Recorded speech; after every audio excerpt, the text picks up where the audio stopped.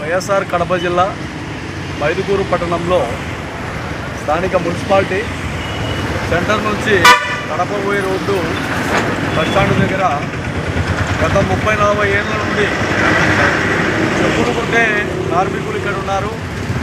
బీగాలు తయారు చేసే కార్మికులు ఉన్నారు. కుండలో అమ్ముకునే వ్యక్తులు ఉన్నారు. అదేవిధంగా స్పాన్నర్లు కొన్ని రిపేర్ చేసే వ్యక్తులు ఒక 3 బీసీలు 3 ఎస్సీ కుటుంబాలు ఉన్నాయి. వాళ్ళ జీవనము కొన్ని ఏళ్ళ నుండి ఇక్కడే స్థిరంగా ఏర్పాటు చేసుకొని రేకులు అట్లాంటివి ఇవన్నీ ఏర్పాటు చేసుకొని వాళ్ళ జీవిస్తారు.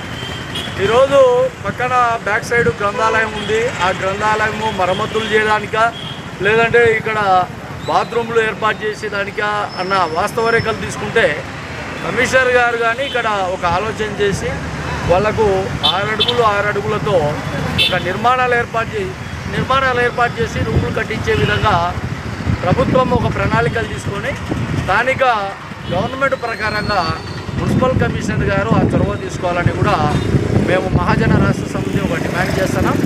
వాళ్ళ కుటుంబాలను రోడ్డుపైకి ఈడ్చకుండా, రోడ్డుపైకి ఇబ్బందులు చేయకుండా ఆ కుండలు అమ్ముకునే వ్యక్తులు, బీగాలు అమ్ముకునే వ్యక్తులు, రిపేర్ చేసుకొని బతికే వ్యక్తులు, చెప్పులు కుట్టే కార్మికులు వీళ్ళందరికీ అన్ని విధాలుగా న్యాయం చేసే విధంగా ప్రభుత్వం ఉండాలి. కూటమి ప్రభుత్వం ప్రజలకు అండదండగా ఉండే విధంగా ఉండాలి.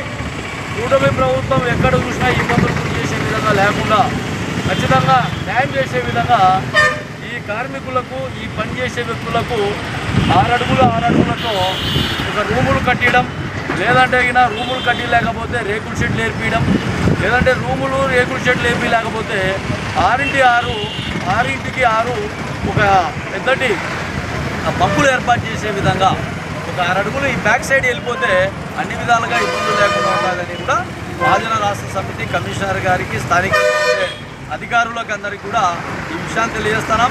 త్వరలోనే ఆర్టీఓ గారిని కలుస్తాం. అదేవిధంగా కలెక్టర్ గారికి, లేదంటే పురపాలక శాఖ మంత్రి నారాయణ గారు ఉన్నారు. ఆ విషయంలో కూడా ఈ విషయం ఏదైనా పొరపాటు జరిగితే అక్కడ కూడా కలుస్తామని కూడా తెలియజేస్తాం.